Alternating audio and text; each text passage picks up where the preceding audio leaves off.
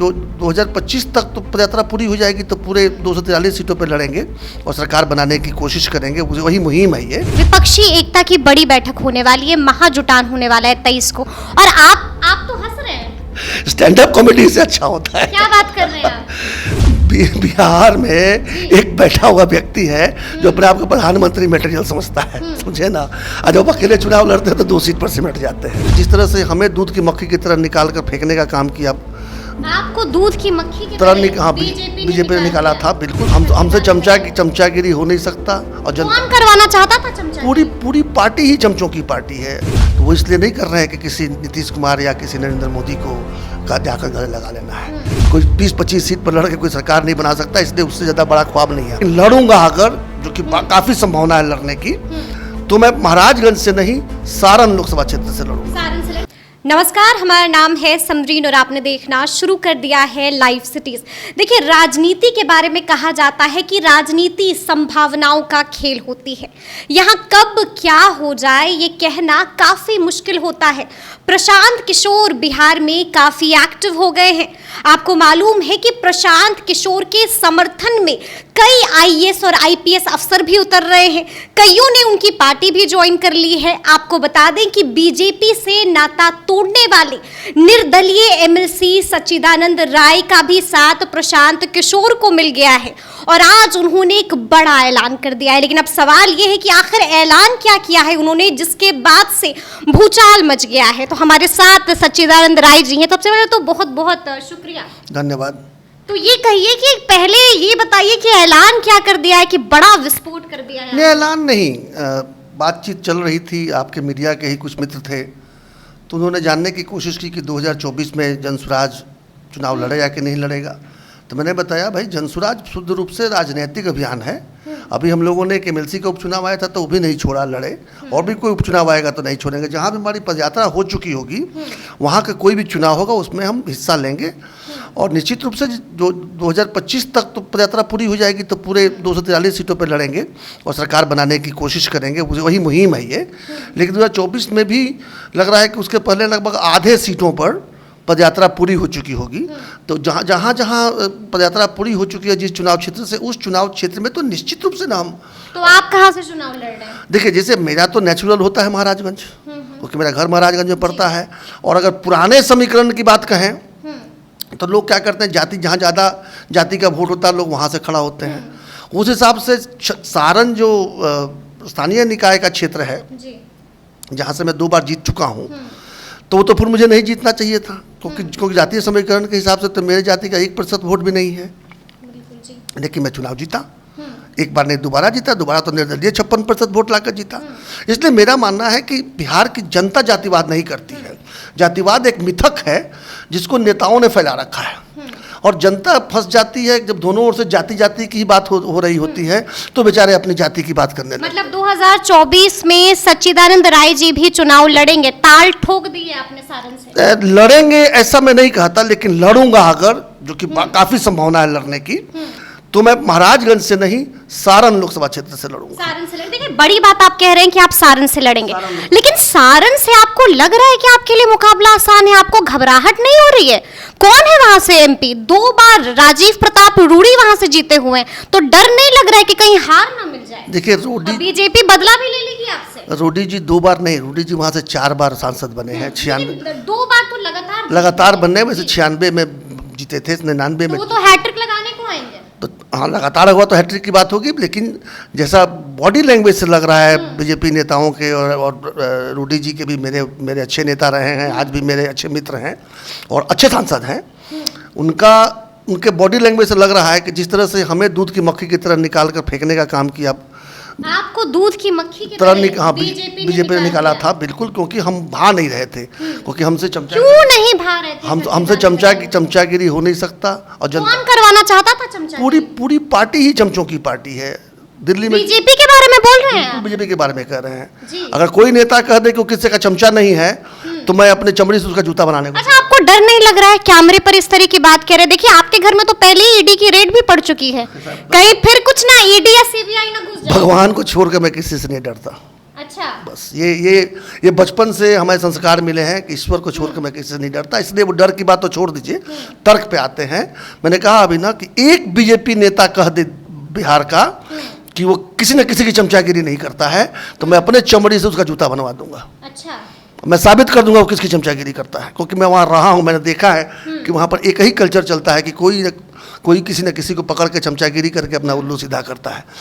राजीव प्रताप रूडी का 35 साल का संसदीय काल हो गया, निश्चित रूप से उनसे वो अपने जूनियरों की चमचागिरी तो नहीं कर सकते। आपने देखा होगा उन्होंने कहा है कि सम्राट चौधरी के पिताजी के साथ उन्होंने काम किया है, संजय जायसवाल जी के पिताजी के साथ में काम किया, 35 वर्ष हो गए संसदीय लोकसभा में रहे, राज्यसभा में रहे, कई बार रहे, विधानसभा में रहे। तो स्थिति ऐसी है कि ऐसे व्यक्ति को तो बीजेपी पसंद नहीं करेगी, खास करके अगर वो बिहार की बात करने लगे हैं तो कई मुद्दे उठा दिया उन्होंने संसद में, तो उन्होंने अपने पैर पे कुल्हाड़ी मार दी है। उनकी टिकट तो कटना तय है। उनकी टिकट कटना तय है, इसका फायदा होगा आपको? नहीं, फायदा की बात मैं नहीं कर रहा हूँ। मैं सारण के लोगों को एक बेहतर विकल्प दूंगा, क्योंकि इसके बाद क्या होगा, फिर कोई नागनाथ और सांपनाथ आ जाएगा। जैसे हमारे चुनाव के समय क्या हुआ था, एक 420 100 840, यदि मैं नहीं चुनाव लड़ता तो उसी 420 840 में से किसी एक को चुनना पड़ता बिहार के छपरा के लोगों को। मैं वो नहीं होने दूंगा। वो नहीं होने दीजिएगा। आज रूडी जी लड़ रहे होते तो मैं वहाँ नहीं जाता, क्योंकि रूडी जी को मैं आज भी मानता हूँ कि वो अच्छे सांसद हैं। संसदीय भले कुछ लोगों को शिकायत हो सकती है, एंटी इनकम्बेंसी होता ही है, जो 4 बार जीता है तो निश्चित रूप से कहीं ना कहीं लोगों को शिकायत होगी, लेकिन मैं व्यक्तिगत रूप से मैं उनका भाई कायल हूँ। लेकिन मुझे ये भी पता है कि उनको टिकट नहीं मिल रहा है। बड़ी भविष्यवाणी कर रहे हैं आप। खुद बातचीत से लग रहा है उन्होंने खुद ही इंटरव्यू दिया है, देख ही रहे विजन 2025 लेकर चल रहे हैं। मतलब अच्छा, ये बताइए कि लोग, अगर आप मैदान में उतरते हैं, अगर आप ताल ठोकते हैं, तो लोग सच्चिदानंद राय को क्यों वोट दें? हमारा काम देखकर वोट देंगे हम। तो आज कुछ ऐसा तो नहीं कि प्रशांत किशोर के साथ हैं। मैं किसी आपको लग रहा है कि प्रशांत किशोर ने इतना दबदबा बना लिया है कि अगर वो यहाँ पर 2024 में जनसुराज को उतारते हैं, वो यहाँ पर से ताल ठोकते हैं और कई उम्मीदवार उतरेंगे, तो लगता है कि समर्थन मिलेगा? देखिए, एक बात बता दूं मैं आपको, अभी तक जनता के बीच जाकर किसी ने उनके मुद्दों पर बात ही नहीं की। जो गया वो जाति की बात किया, मजहब की बात किया, हिंदू मुसलमान, मंदिर मस्जिद, हिंदुस्तान पाकिस्तान, मुसलमानों को बीजेपी न जीत जाए इसका भय, सवर्णों को कहीं जंगल राज वापस ना जाए इसका भय करके वोट लिए दिए गए हैं। पहली बार प्रशांत किशोर जी के अपने पदयात्रा के माध्यम से लोगों के बीच में उन मुद्दों को उछालने का काम किया, उठाने का काम किया जो कि जनता को प्रिय है, जैसे उनके बच्चों का भविष्य, उनके बच्चों की पढ़ाई, युवाओं का रोजगार, पलायन को रोकना, किसानों की बदहाली को दूर करना वगैरह वगैरह, जो होने चाहिए, जो असली मुद्दे होने चाहिए। और लोग उन मुद्दों पर गोलबंद हो रहे हैं। आपने देखा होगा अभी एक उपचुनाव हुआ था जहां हमारी पदयात्रा अभी चल ही रही थी, पूरी भी नहीं हुई थी। सारण से वो निकले हैं करीब 9 या 10 अप्रैल को, चुनाव तो 31 मार्च को ही हो गया था। हम लोगों ने बिल्कुल एक ऐसा चेहरा जो बेतिया से आते हैं, बेतिया में पॉपुलर हो सकते हैं, लेकिन बाकी 4 लोग, बात करें अफाक अहमद साहब की, मेरे अच्छे मित्र हैं, अब मित्र हो गए हैं, पर जानता भी नहीं था। हम लोग एक अच्छे व्यक्ति की खोज में निकले, और जो कि शिक्षक भी रहा हो, तो अफाक अहमद साहब शिक्षक भी थे और बड़े उच्च चरित्र के व्यक्ति हैं, सही व्यक्ति हैं। तो हम लोगों ने उनके लिए वोट मांगा और सबके सब सन्न हो गए देखकर जब रिजल्ट आया, अफाक अहमद साहब जीते। इतना मैं मानकर चलता हूं कि सही मुद्दे लेकर सही लोग, सही मुद्दे और लोग भी सही, अगर सामूहिक प्रयास करेंगे तो निश्चित रूप से जनता साथ दे रही है, देगी नहीं। अच्छा, लेकिन देखिए, आपने बात छेड़ दी है तो हम भी इसको थोड़ा मुकम्मल करना चाहेंगे। आपने बात प्रशांत किशोर जी की। देखिए, प्रशांत किशोर पर लगातार जो है इल्ज़ाम खूब लगते हैं। कोई कहता है कि प्रशांत किशोर जो है वापस से नीतीश कुमार को मनाना चाहते हैं, कोई कहता है कि प्रशांत किशोर जो है बीजेपी की बी टीम है। तो प्रशांत किशोर के बारे में तो खुद ही इतनी सारी अफवाहें एक के बाद एक उड़ती जाती हैं। ऐसा है ना कि दिल भलाने के लिए गाली भी ख्याल अच्छा है। कोई व्यक्ति तपस्या कर रहा है, 225 दिनों की पदयात्रा करने के बाद उनके कमर में लिगामेंट टीयर हो गया और 45 दिनों का डॉक्टर ने रेस्ट दिया, इसके बावजूद वो आकर फिर पदयात्रा शुरू करने जा रहे हैं 25 तपती गर्मी में, सब में। तो वो इसलिए नहीं कर रहे हैं कि किसी नीतीश कुमार या किसी नरेंद्र मोदी को जाकर गले लगा लेना है। ये पूरी तपस्या बिहार के नागरिकों के लिए हो रही है, बिहारियों के लिए हो रही है। लगता है कि बिहारी भरोसा कर लेंगे प्रशांत किशोर पर? बिहारी देखिए भोले जरूर है, बेवकूफ़ नहीं है। उनको बहुत दिनों से बेवकूफ़ बनाया जा रहा था, लेकिन अब नहीं बेवकूफ़ बनेंगे। अच्छा, ये बताइए कि अगर जनसुराज यहाँ पर 2024 में आती है, चुनाव में उतरती है, मैदान में उतरती है, प्रत्याशी उतरते हैं, उम्मीदवार उतरते हैं, तो कितनी सीटों पर चुनाव लड़ा जाएगा? देखिए, पहली बात तो जहाँ जहाँ पदयात्रा पूरी हो चुकी होगी उन सीटों पर तो जरूर लड़ेंगे। इसके अलावा यदि हमें कुछ सही उम्मीदवार मिल गए कुछ ऐसे सीटों पर भी जहां हमें लगेगा कि नहीं वो लड़ना चाहिए और उन मुद्दों को वहाँ ले जाना चाहिए, तो भी प्रयास हो सकता है। लेकिन कम से कम आधी सीटों पर जहां हम लोगों की पदयात्रा पूरी हो जाएगी, ऐसा अनुमान है, उतने पर लड़ेंगे। 2-4-5 ज़्यादा पर भी लड़ सकते हैं, पहली बात। दूसरी बात समझिए, हमें कोई भ्रम नहीं है कि हम सरकार बनाने वाले हैं। कोई 20-25 सीट पर लड़ के कोई सरकार नहीं बना सकता, इसलिए उससे ज़्यादा बड़ा ख्वाब नहीं है। ख्वाब एक ही है कि 24 में हम जनता के बीच जाकर जो बात कहें उस बात पर समर्थन लें, और जिसकी भी सरकार बने केंद्र में, बिहारियों की बात सदन में उठे। अभी 39 सीट जिसको जीत कर दिया उसमें से एक व्यक्ति ने सिर्फ, थोड़ा सा रूडी जी ने एक आध बार सदन में सुना है कि बिहार की बात उठाई है, वरना किसी ने चूं तक नहीं कसा, सब चमचागिरी में लगे रहता कि अगली बार फिर तो टिकट मिले। तो ऐसे लोगों को भेजकर बिहारियों का भला नहीं हो रहा है। बिहारियों का भला तब होगा जब ऐसे लोग जाएं जो प्रति बार हर विभाग में जाकर बिहारियों की बात करें।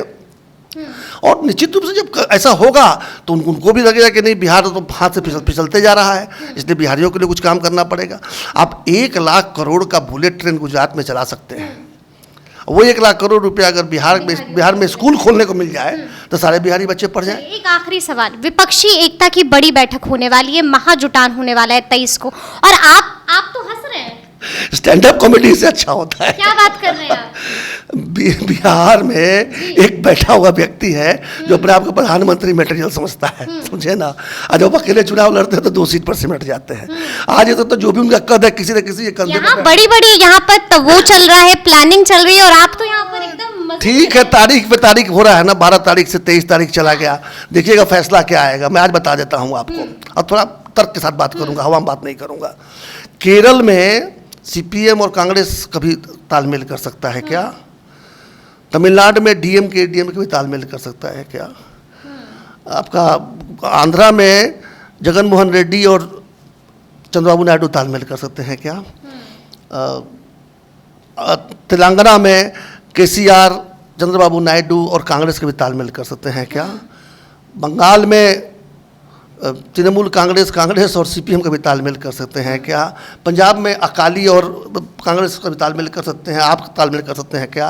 दिल्ली में आप और कांग्रेस तालमेल कर सकते हैं? मतलब आपको लग रहा है कि ऐसा नहीं, अगर कर सकते हैं तो बता दीजिए। तब तो इससे बड़ा सरप्राइज इसको होने तो दीजिए, बैठक तो होगा ना।